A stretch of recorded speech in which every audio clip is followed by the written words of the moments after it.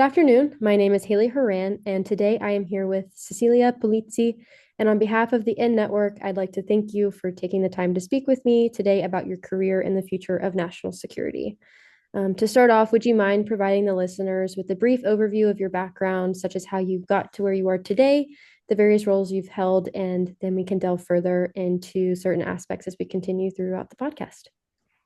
Hi, Eli. Thank you so much. It's a great pleasure to be with In Network today. My name is Cecilia Polizzi. I'm an entrepreneur and international security strategist. For over 15 years, I worked at the intersection of counter-terrorism, counter-extremism, and human rights, advising governments, multilateral organizations, and the private sectors. In addition, of course, to founding and leading my own organization.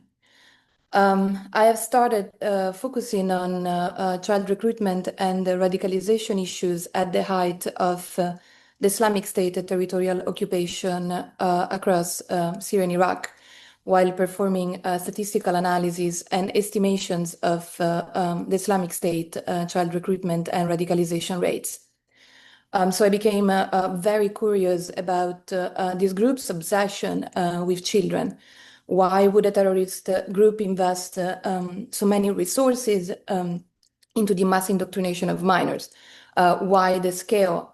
Why they were showing this to us in their propaganda campaigns?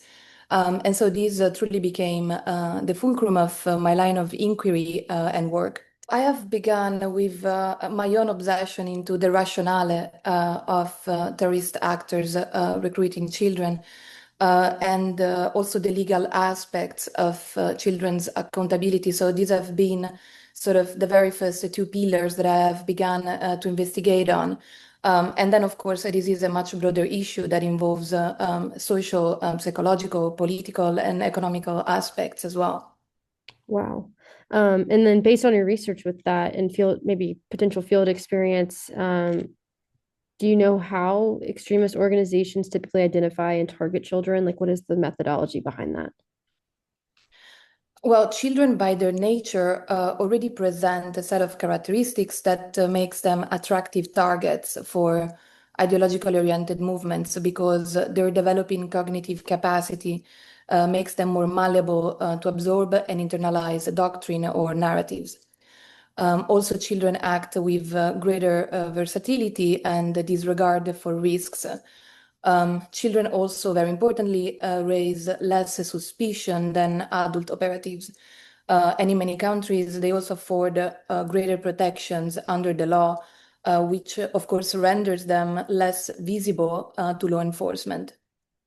Terrorist strategy, however, is strictly context dependent and so nuanced across conflict and non-conflict zones and relies on different pressure points and means to recruit and radicalize minors. Yeah, and from your experience and things that you found, which regions are primarily associated with this? And have there been any steps as of late to, try and prevent this? I believe that there has been somewhat a tendency to always conflate child recruitment and radicalization issues with conflict and near conflict zones, particularly because we come from 2 decades of the global war on terror. And so politically and perhaps intervention level wise, this is where it all began. And these were conflict and near conflict scenarios. However, with technological development, this has broadened very well beyond traditional geographic hotspots. And now we see high radicalization rates in several countries in the West, but also in Australia, in the Philippines, and other places that are entirely led online. So, Yeah, that was going to be my next question, and I guess I can kind of segue um, into it. Just with the rise of digital platforms and online spaces, how are the recruitment tactics changing, and how are they becoming more accessible? Well, accessibility is, of course, provided perhaps inadvertently by technological innovation, right? So, technological innovation has provided terrorist actors with the means to operate truly transnationally and across a plethora of online platforms or social media. So accessibility was immediately created. The way in which they operate differs by terrorist actors. So there is no homogeneity in their strategy when it comes to online or offline recruitment strategies. And it always depends also by the child itself and their particular vulnerabilities. Yeah, and that's an interesting part that you bring up as well. You know, you brought up social, psychological, structural factors that play into that role of recruiting children. You know, are there any in particular that always stand out that you could talk about for a brief moment? Well, we traditionally discuss about push and pull factors as being a set of factors that have an interplay into a child radicalization process. This can be either structural or individual, so they can take place at the individual level of the child, so his personal experiences, traumatic experiences, adverse childhood experiences as well, marginalization or or lack of belonging. Um, but they can also derive from structural factors such as a lack of access to resources or political grievances. Okay, that's really interesting. You know, I'm studying counterterrorism and homeland security at my university, and it's been really interesting to focus on that, you know, that part that you mentioned of finding a community and finding people that they need. And that was really interesting when I first joined my program because I didn't think, you know, that was the typical structure of a terrorist organization or radical groups. I just thought it was for different purposes, but it makes sense that there's that social aspect that they all crave. Um, and to go off of, you know, their recruitment tactics and their integration, how or why is child recruitment an issue that must be addressed on not only a national security but a human rights framework basis as well? Well, child recruitment and radicalization is truly an issue where national security and human rights collide. The threat of terrorism to United States global interest, but also to other countries and their partners and allies, remains present as of today. And we know that children are central to violent ecosystems. Therefore, the failure to recognize child recruitment and radicalization, its root causes, as well as the full extent of risks that it endangers, not only undermines counterterrorism and counter-extremism efforts, but also galvanizes the future involvement of these minors with these violent ecosystems. So current inaction truly allows these actors to operate unchallenged in their child strategy. Really? Um, Oh, go ahead. Sorry. Oh, sorry, I was following up on the on the human rights aspects. Mhm. At the same time, of course, the children that are caught in these ecosystems experience severe violations of their right, civil and political, economic, social and cultural, as well as legal. And harms to children affected by terrorism carries severe consequences, um, including long-term physical and psychological damage, as well as fundamental and at times irreversible disruption of their personal, intellectual, and social development. We also know that association with terrorist organizations exposes children to secondary victimization by state authorities or law enforcement because national security and counterterrorism legislation tend to supersede human rights protection. That's really interesting. You know, it makes sense that they would intersect and things like that because it is such a human rights issue, but it's also a national security issue, especially involving young children, because they are vulnerable and they do have those tendencies to be very trusting and things like that. And you mentioned that they really tend to intersect, but I wanted to know, are there any disconnects between those two approaches when applying a framework or anything like that? Or are they pretty cohesive? Well, these are issues that have traditionally been considered and addressed in silos, right? When you look at counterterrorism and preventing and countering violent extremism, that is strictly a part of a national security concern. When you look at the human rights sphere or domain, this is an entirely different thing. And these two words have rarely talked very well to each other. That's interesting. And I guess kind of branching off of that, when children do find themselves involved, and they possibly, find a way to get out of that situation, how does the reintegration work for them? And how is there an effective program for that? What are the steps for that? Reintegration programs for children are, of course, critical. However, as of today, they remain rather fragmented as well as poorly informed in certain instances. Effective programs integrate human rights and the rule of law, mental health, education, social support, legal protection, and these are, of course, to be tailored to each child, age, gender, as well as specific circumstances. These are also to be delivered by trained professionals and grounded in evidence. And reintegration programs are, of course, essential not only to reintegrate the child within society, but also to prevent re-recruitment or further radicalization. You mentioned that, those programs currently are fragmented. What are the most common challenges with that, and what is leading to that fragmentation that you're seeing? My opinion in this about this is that policy making in general tends to be reactive rather than preventive. So there is always a somewhat a waiting period for violence to blow it out of proportion before taking steps to address emerging threats. And this, of course, has rippling effects across policy or legislation. And this is the reason why, as of today, we have so very few programs that address these specific issues. Yeah, and to go off of that as well, since the policymaking level is leading to that fragmentation with the various the like lack of ensuring every aspect is touched for the child, when trying to reintegrate them, how can schools, families, and local communities bring in various help and kind of help the child in those spaces that they might be facing the fragmentation? Um, Thank you. I think this is very important, and we touched on this a little bit before.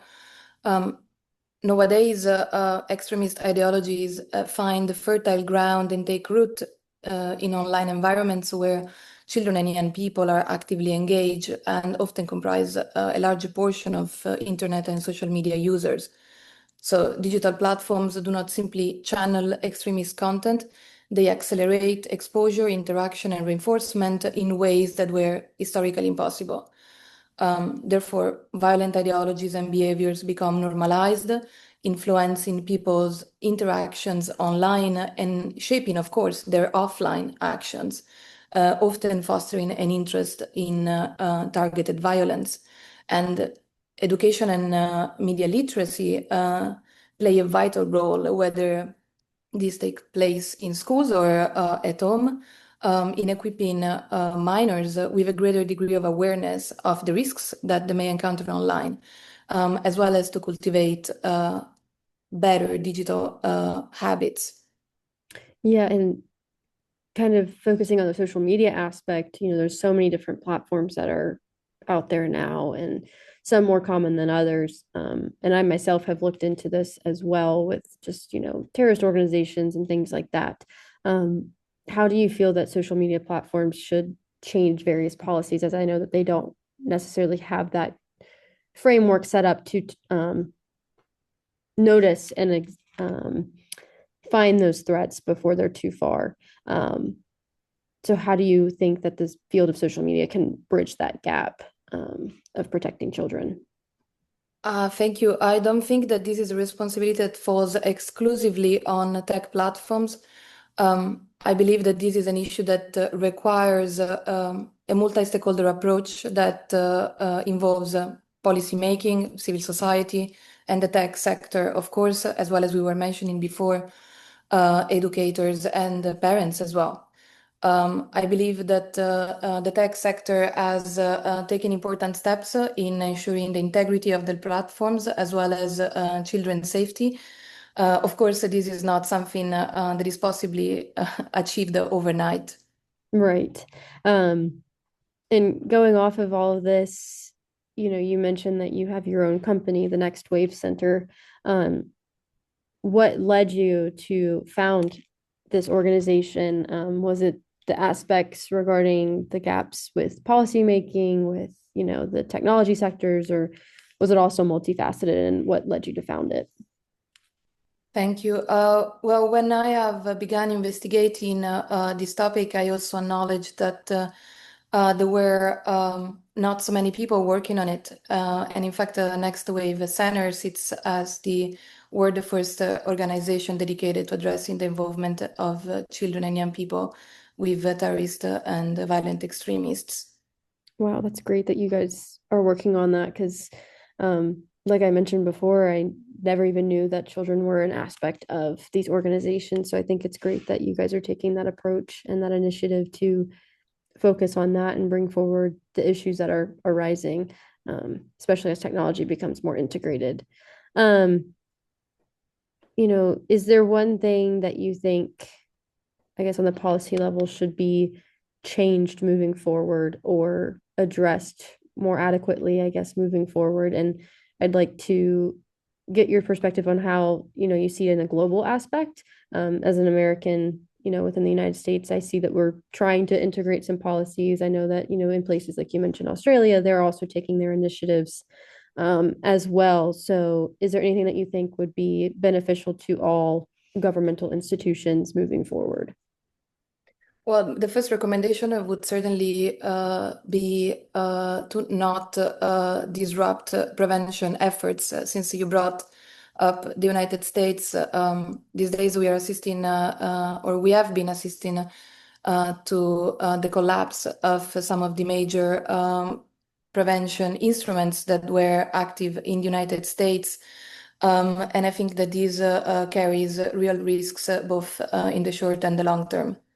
And when it comes to policy making in general, the most important thing for me is to understand that terrorists have strategy. We don't. And as long as this asymmetry exists, terrorists will retain the edge. Yeah, and I think that's important to note, as technology platforms continue to evolve and even as we take those measures and taking more attention to the different platforms and finding how they're, going forward with the recruitment strategies. I think that's important to focus on because, I myself have studied like Mexican cartels on social media platforms and they're very quick to adapt their words or like their hashtags and things like that for recruitment strategies. And that was primarily towards American citizens. So um, I just find this topic to be very interesting regarding how things will evolve moving forward. Um, and to wrap things up on a more, I guess, positive note, for those who are interested in working on preventing child recruitment and violent extremism, what steps would you recommend early in their careers or in education? This is a very interesting question. I trust that everyone's path is somewhat different. People have different interests, so it's really difficult to point to a clear direction. Of course, you can study political sciences. I study law, for instance. Some people work more on the practitioner's side, so the entry points are several, and it just depends by the person and how he or she is interested in creating and crafting their own career.